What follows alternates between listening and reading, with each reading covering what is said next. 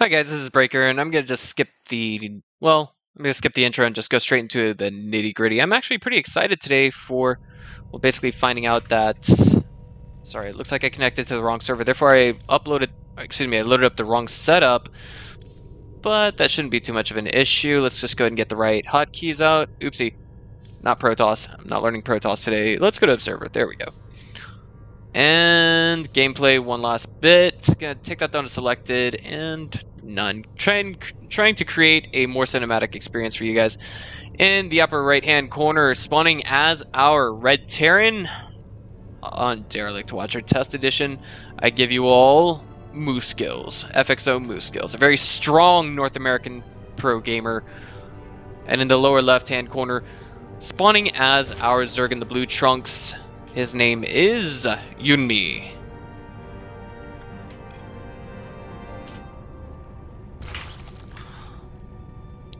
Now, talking about the map just a little bit in the context of ZVT, TVZ, however you choose to view it. Typically, we'll see a Terran go with just a single bunker and then follow it up with a bunch of supply depots, or maybe even tack on another one, depending on whether his opponent is going to go for a 2-base all-in or not, and depending on how much scouting information our Terran himself has. Conversely, for the context of ZVT, we could see a couple of Evolution Chambers go down, and or a Roach Warren, perhaps, depending on what our Zerg is going to do in response to our Terran in the early game. And again, I turned off the chat. You guys are hearing the pings from that because I don't want to get too distracted by what they're saying. But at the same time, I'm super excited because I am going to Korea next semester to study abroad. I've also got a lot of other projects that are in the works with esports that I may be getting into as a caster. It's nice to be the only native English speaker on the other side of the planet, but this is... Ooh, what kind of shenaniganry is this? We actually have a 15 pool. It looks like a 15 geyser going down for YoonMi. This is rather unique, to say the very least. I mean, I've seen this done before in the Asia StarCraft League. Perhaps it's a trend on the Southeast Asia server, but I can't say which server, in fact, both of these players are on. All I can tell you is that the client that they used was in English. Now the extractor is ready to go. There's no workers. What? There's no workers on it. What am I looking at? Okay, well. Ah, yes, I remember. It was actually an unranked game. But we're going to see how this pans out in the near future. Maybe we're just seeing MooseGills looking to have some legit, honest fun. And that was not the most orthodox opener that we could expect from a Zerg player. 9 times out of 10 when we see a ZVT, we see a hatch first, if not 4 times out of 5. But again, I don't question this. I really want to talk about the projects that are underway, the ones that are being worked on presently, but I just can't really say it right now. I mean, you know, if I do say something, then that represents the people who are working on the project as well. And I don't want to poorly represent them because nothing has been finalized, no contracts have been signed, no paychecks have been cut, and nobody has been arranged to do this bit or that bit of work. I do want to say that I am super excited for what's coming up on the horizon in terms of Chinese esports events. We're just going to have an absolute slew in the near future.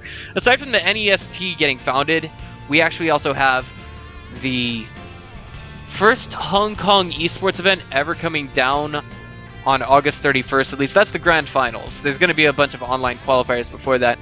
And it looks like that YoonMi is going to go for a particularly early third, at least again, referring to the context of ZVT. But he's going to, I think, go with a standard safety build. He is, of course, getting the metabolic boost out. And speaking of, that reminds me of the game that I just saw. Best of 5 sick games between Quantic Hyun and Cooler Master Storm's Polt. You know, Hyun, there were, I think in all the games that he played, he waited to get a not particularly late, but I would say somewhat astoundingly late metabolic boost to kind of coincide with his +1 carapace and +1 melee attacks. It was a very sick best of 5 to say the very least. I mean, I enjoyed watching it, I really did. I was kind of rooting for Hyun. A lot of the builds that I follow are modeled by him. But then again, I'm only Diamond League, so maybe I should perhaps start looking into someone else's builds. I'm not saying that Yoon is a bad player, not by any means, but he just didn't get the MLG first prize. He did get second place though. I mean, that's a good chunk of change. I remember that first prize got 10,000 US dollars. If I had to just take a whack at it and guess, I'd say that maybe second prize got somewhere in the range of 5 to 8,000 US dollars. Not bad for, you know, spending 3 days playing video games and standing up on stage, doing interviews, all that stuff. It'd be nice to be a pro gamer, but not all of us can be. You know, just like how everyone could not have really a Harvard education. Now we have 2 Hellions coming out on the map for control by MooseGills, as well as these 4 Lings, I think, just trying to poke in. And oh no, he's actually he arrived a little bit late to the party, but ooh, that first Ling goes in there, sees that there's a lowered supply depot, but it looks like these 2 Hellions just come over here, poke on creep, and just come back home. We do have a rather large amount of Lings trying to deal with this Hellion threat. And these 2 Lings get caught out of position. I just want to check the APM for a moment. It looks like YoonMi is just a little bit low right now. But of course, I do remember that MooseGills did say that this was an unranked game that he was playing, so perhaps he's playing against someone gold, platinum. I would say that this is probably platinum level play. No, it looks like YoonMi is actually going to catch 1 Hellion out of position. That was actually a bit, I don't know, shocking, really. I was expecting just a teeny bit better control from MooseGills, but perhaps, conversely, MooseGills is expecting something just a teeny bit more. What's the word? Standard. But it looks like we also have a double medevac drop coming out now for MooseGills, and it's going to have two Hellbats in each one of them. If he splits those up just right, he's going to get a lot of damage done, but there's not a lot in the way of workers to be killed here at the 3rd. What's he doing back at home to really spice this up? He is going for a 3rd orbital command, as we can see here. Throwing on some supply depots and continuing to crank out Hellbats, if nothing else, more than likely defensively. And, ooh, Hellbat drop number 1, double medevacs. Gonna kill a lot of drones here. The fact that medevacs can heal them is just going to mean that they can do all the infinite more amount of damage. Look at those Hellbats. Oh, the last one gets saved. Beautiful micro by MooseGills.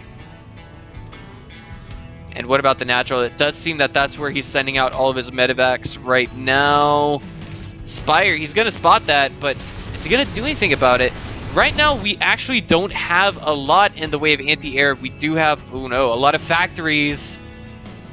So I want to say that if our Zerg player manages to get that Spire up, running, and fully functioning, he might be okay. But 1 for 1, a Queen versus a Hellbat, you know, that's basically a given that the Hellbat's going to win.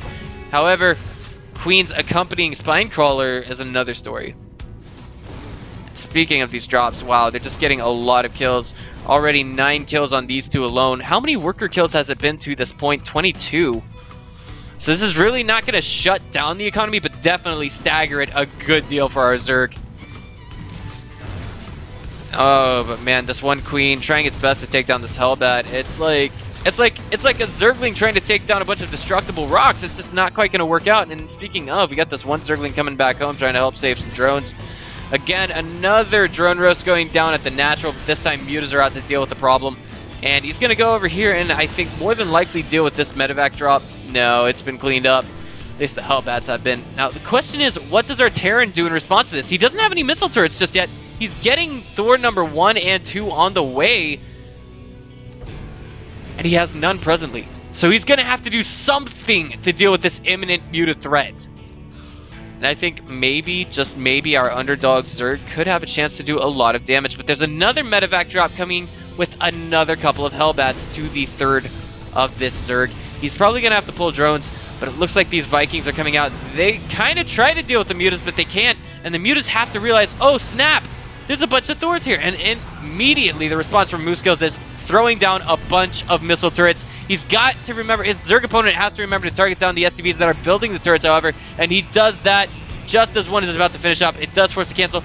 Now 3 Thors out just in time to save the main. But the natural, relatively defendable with just a bunker full of Marines and this 1 missile turret. Checking the workers killed for both players, it's kind of high, but overall it seems that our Zerg is kind of in the lead here, and he's continuing to crank out mutas behind this. They're a good transitional tool in this matchup with what we see. But he cannot hope to win this with just mutas and mutas alone. I mean, look at how many Thors there are already. There's 3. That in itself is a number to be reckoned with. You know, where are those guys? They're actually trapped right now. Yeah, this supply depot just needs to be lowered and we're good to go. But it looks like the mutas are going to try and catch something out of position. They're going to try and come over here and get a read on the 3rd. But not quite able to do that just yet, as there is no 3rd thrown down just yet. There are a bunch of exposed Hellbats here. They do have a bunker to fall back on. The Thor's not far behind. Behind this, we see our Zerg going for a rather timely 4th to kind of compensate for the damage that he took earlier. Double Evolution Chambers just now going down, as well as the Roach Warren. This is going to be just a teeny bit late, to say the very least. However, that 4th hatch, I want to say, is quite timely. I wouldn't say clutch by any means, but definitely quite timely. And it looks as though we're going to have these double evolution chambers here to help get the upgrades out just a little bit faster. The orbital command is going to be moving to the 3rd, and we have a turtling Terran terrorist force building up just between the natural and the 3rd. It looks like the mutas got swiped on. Yes, they did, by 1 Thor. Actually, just 1 muta took that entire volley for the team. And it looks like, oh, he's got to be careful with those. He's going to snipe 1 SCV and force a delayed... Oh, wait, if he gets that huge chunk of SCVs, though, ooh, man, that's just going to increase... That's going to decrease the discrepancy between both players right now, actually. Checking the amount of workers killed, I mean, it's largely in favor of MooseGills, no doubt. But, of course, this is where the power of the Mule is going to shine for the losses that he had suffered earlier. 12 Overlords now on the way. That's actually a lot more than what our Zerg would need to max out on Roaches. And speaking of, he's sending some across the map. He doesn't have Glial Reconstitution just yet. But now it looks like he's getting ready to really tack on and take things into the late game. Infestation Pit going down, and once that is up and ready to go, he may not necessarily go for fungal, excuse me, not fungal growth, but rather the fungal growth readiness tool known as pathogen glands. Now we do have, you know, just a small number of Thors camping each base. And the roach numbers are continuing to build. Now, fun fact of the day, if mutas and roaches go in on a Thor force all at the same time, then we will more than likely see the Thor force target down the mutas first. But with how many Thors we have here, I think that's not going to be too much of a concern for our Terran. He is moving out right now, and our roaches are actually all out of position. The Hellbats here are just going to make absolutely immaculate tanks for the Thors, and I want to say that maybe, just maybe, if he gets the right positioning right now, he might be in an okay position to just go ahead and start taking a swipe at the tail end here. He could snipe 2 Thors, but now just the lack of creep spread is going to be working against YoonMi. He's pulling back his mutas. He's like, wait a minute, the Thors didn't go into the main. What's up? And now there it is. He sees the Hellbats moving out on the creep. These roaches going to catch the Thors in the rear. And it looks like this is going to, for the most part, go his way. It just depends on the concave, how much longer he can last. The roach numbers decreasing. The mutas show up to the party as well. Will they be able to take down all the Thors is the real question. The Thors struggling to catch up with those Hellbats. And now there's just a handful left. And it looks like slowly but surely we have YoonMi conquering this Terran mech force. And the mutas will be able to take down everything else that is here. MooseGills now down 60 supply, struggling to stay alive in this game. It looks like there was a Hellbat drop in the main just moments before.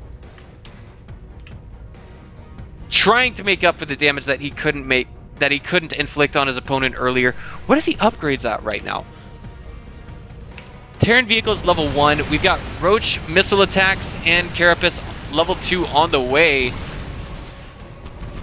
Now we don't have too much in the way of Thors here, but those mutas are grouped up, and it doesn't matter. It's just 2-3 volleys, and that's all it takes for the Thors to take them down. But the roach numbers that are left over are taking down all the Thors, as we see here. Ladies and gentlemen, I think we're going to have YoonMi slowly but surely push into the main of his opponent, if not the 3rd, and try and inflict further economic damage. It's just going to be left in shambles if that orbital command even gets forced to lift up, as we will see all of these units forced to retreat, and they will be caught out in the open by the roaches. SCV is actually being pulled into the fight, being pulled to repair the Thors that are now at low-ish health. The Mule's really doing work on that one all the way to the right. And it looks like we're going to have MooseGills hold for this wave at the very least. But this reinforcing wave right here, as well as these guys right here, are going to seal the deal for YoonMi. +2/+2 is actually what's going to really contribute to the damage. And with that, we actually see MooseGills throwing out the GG. Ladies and gentlemen, if you guys liked what you saw here today, just go ahead and click on the subscribe button. That would be all the way at the bottom of this video. This is Breaker. I will see you guys next time.